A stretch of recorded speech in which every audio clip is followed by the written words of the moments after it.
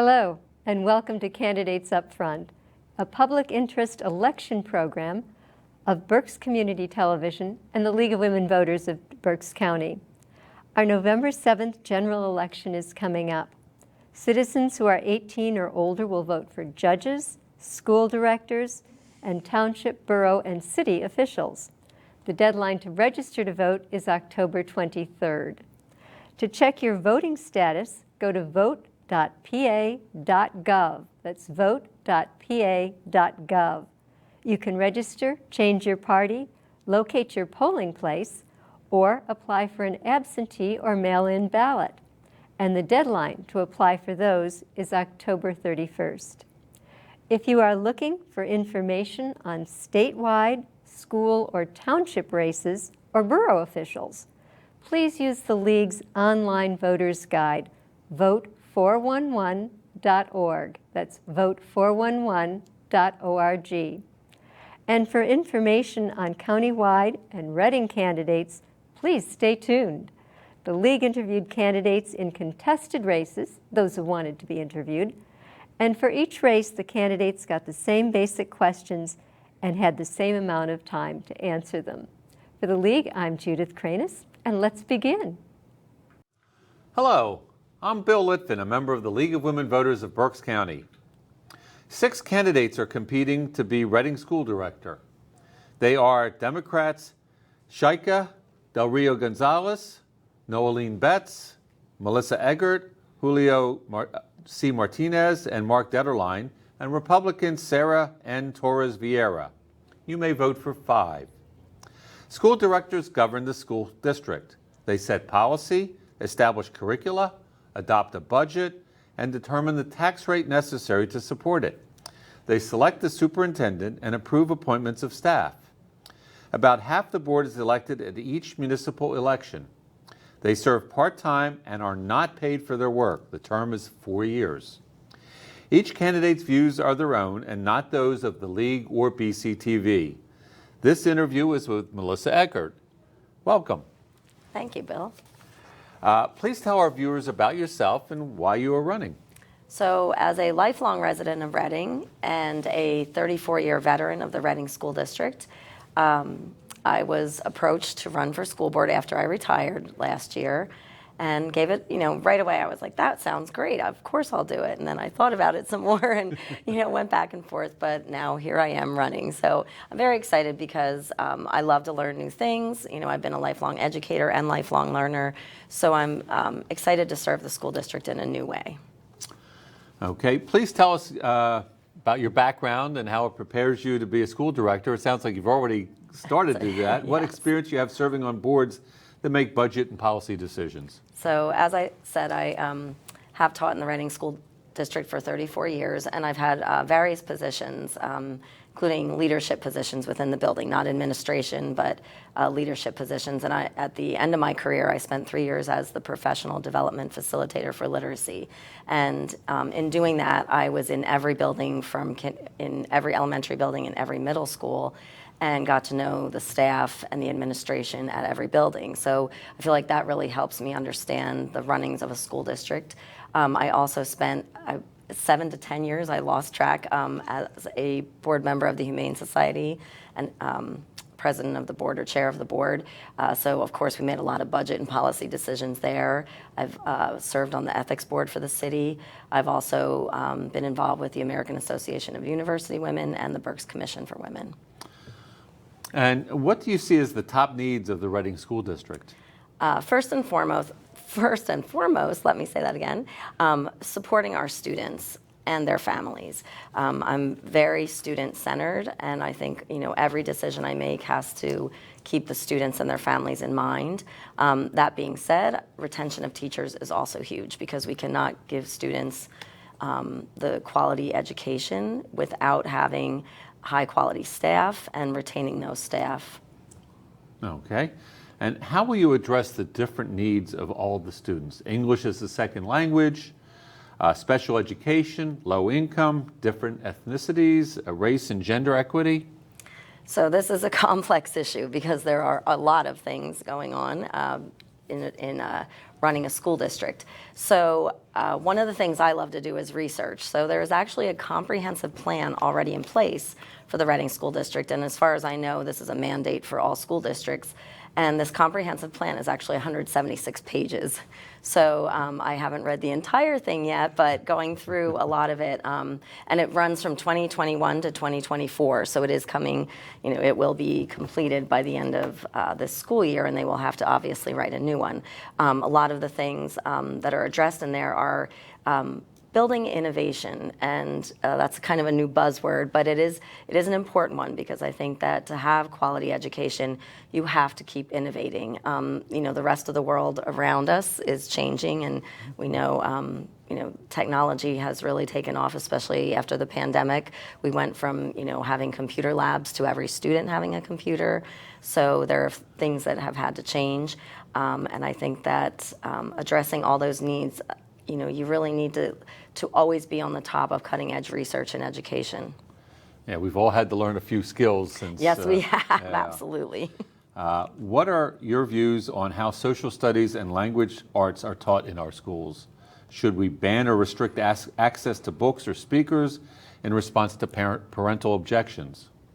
So I do not support banning or restricting access to books or speakers. That being said, I do think parents should have a vehicle to be able to have some guidance in their children's education.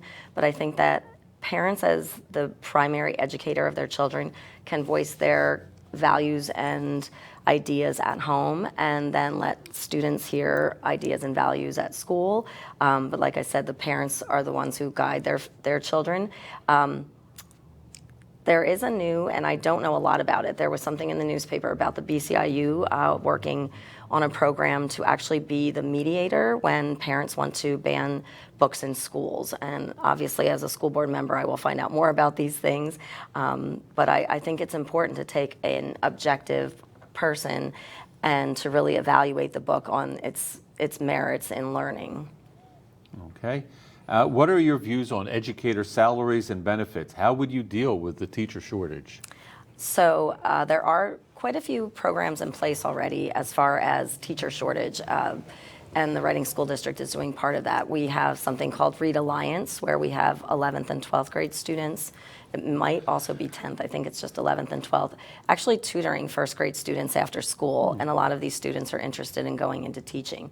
There are some incentive programs that Pennsylvania is putting into place to get people to go into teaching, and I would love to continue to support those. We need to continue to recruit for teachers at colleges. I also believe that you need to make educator salaries and benefits strong enough that they can compete against other careers. I think that can really be a hindrance for some students, because they don't want to go into a field where they feel that there's more of a ceiling on the salary. So I think all of those things need to happen. And I do feel that educators should be compensated, especially for the fact that they have to do a lot of post-graduation education. You have to go on and get so many extra credits and a master's. So it's important to give them fair compensation for that. Lifelong learning, right? Yes. Pennsylvania's Commonwealth Court recently ruled that the state's current formula for funding schools is discriminatory and inadequate. Reading, as one of the most underfunded schools in the state, will hopefully get additional funds from the state budget. What do you think is the most important thing to spend that money on? So again, providing high quality education for our students should be first and foremost. And with that, I also think we need to educate the whole child. So ensuring that basic needs are met first, so mental health issues, social emotional learning, making sure they have enough to eat, things like that, places to sleep. I know we were just talking that there's going to be a show about homelessness in our student population. So first addressing basic needs and making sure students are coming to school, and then making sure when they get there, there's a high quality education. Retaining teachers is super important, because the transiency in teaching is a serious issue. And if we don't have consistency and high quality teachers, that really impacts a student's education. In some classrooms, they might have 3 teachers in 1 year, and that's not necessarily good. Also, our infrastructure. Our buildings are aging. Reading is in fairly good shape. We're constantly looking at the buildings and upgrading and updating things. So, you know, it's always a battle though, because some of our buildings are getting up there in age. Are they mostly air conditioned or? For the most part, there are Okay. still some buildings that don't. And then there's the fact that it shuts down, you know, it doesn't always Doesn't work, work. even though Okay. it's air conditioned. Sure. Do you advocate any changes to the curriculum at any level? Change could be either to add or subtract subjects or programs. So as part of Reading's school district's comprehensive plan, they are always evaluating the curriculum by also looking at data. So we look at student data, and it's a constant cycle of analysis and then, you know, adapting the curriculum as necessary. That being said, there are core standards and eligible content that absolutely must be taught. There's a new PDE mandate that I'm just starting to read a little bit about, focused on structured literacy instruction. So there are mandates constantly from the Pennsylvania Department of Education. We throw out acronyms. It's a bad habit of probably any career. I was going to ask that. So Pennsylvania Department of Education, you know, we obviously, every school district in the state has to follow those mandates. So the structured literacy one is a very good one. I was a former reading specialist, so the literacy piece is near and dear to my heart. Of course.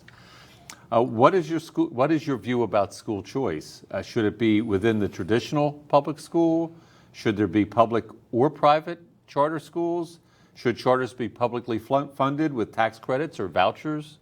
So as a product of Reading School District and public schools, and I lean towards not allowing school choice or charter or public schools unless they are held to the same levels of accountability as public schools. So currently a lot of public or private or charter schools don't have to give the Pennsylvania state assessment. So they are not evaluated on the same terms, or I'm not sure if there is any system evaluation. It's something I really do need to look into more. But I feel that strengthening our public school system is what should be a priority. And you know, I'm not totally against private or charter schools, but I really feel strongly about strengthening public schools. So is it more in terms of the funding? You don't want the funding to come out of the public schools to No. go? Okay. No. Are there other issues that you think the school board needs to address? So I did mention before about continuing innovation, and one of the most exciting things I think is going to be the STEM high school, which is science, technology, engineering, and mathematics. And the old Nolde building, if you know the old outlet building at 10th and Windsor, was torn down, unfortunately. But what's going to rise in its place is going to be, I think, amazing. And it's all tying in with career readiness for students. So we have a lot of things going on with career pathways in the high school, and really getting students to find a career path and start to head in that direction. It's also part of a plan to alleviate some of the overcrowding at the high school. There are about 5,000 students spread out in a few campuses for the high school. The STEM Academy will help alleviate that. And we're also working with Albright as part of the Total Experience Learning initiative that they have. And that's, again, STEM, STEAM, and we have some students that are actually on campus at Albright. I'm sorry, STEM and STEAM? STEAM, sorry. STEM is the science, technology, engineering, mathematics. STEAM is the addition of arts into it. So at Albright, they actually have Mike Miller, who is a famous muralist in Reading, who actually does the art piece there. I've actually gotten to substitute there, so it's been kind of exciting to watch that. But the idea is that we are building that program, and this is part of the innovation, and we are going to have that program help generate students that are going to want to go to that STEM high school. So to me, that's very exciting. And again, preparing students for future success. That's what a school should be about. And you know, really looking towards these career pathways and guiding students to the right places. Okay. What are 3 things that you'd like to accomplish if elected? I think of course, I keep talking about supporting families. To me, giving support to students and families is first and foremost. We need to make it, Reading be a place where people want to come to school, and we want the students and their families to be comfortable in the school and to also take part and be partners with us in the students' education. I also would really like to have people knocking down our doors to come teach in Reading, in the Reading School District. That is my dream. It should be the place that people will want to come to teach. So I would love to see that happen in my tenure. Again, innovations, and community partnerships, which again, all of these are pieces in the comprehensive plan that's already in place in the Reading School District.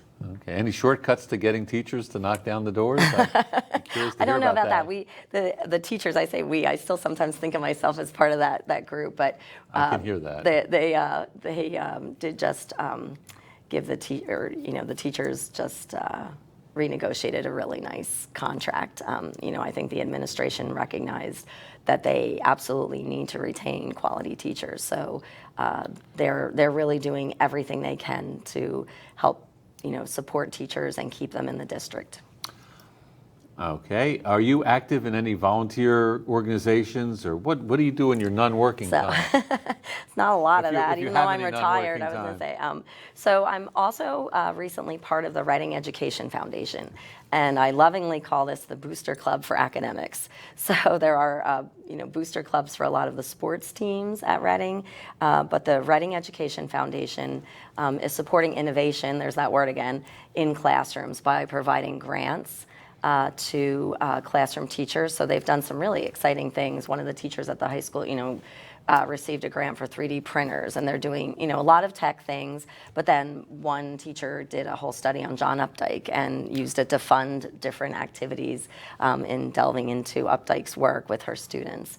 I'm also have been on and off with the Harwood Initiative, that is a partnership with United Way, Centro Hispano, Why Missing Foundation, and I'm forgetting one, Berks Alliance. And so this initiative brought in nationally renowned Rich Harwood and his organization to help revitalize the city. So I've been in fact, I'm going to one of their innovation spaces tomorrow to, again, it's bringing partners together, and how do we get the citizens to take ownership of, almost like I don't want to say a revolution, but something to get the city, to get back. I don't want to say get back to where it was, because we're a new, vibrant city, a different city than we were 30, 40, 50 years ago. But I think to just make it a place where everyone wants to live.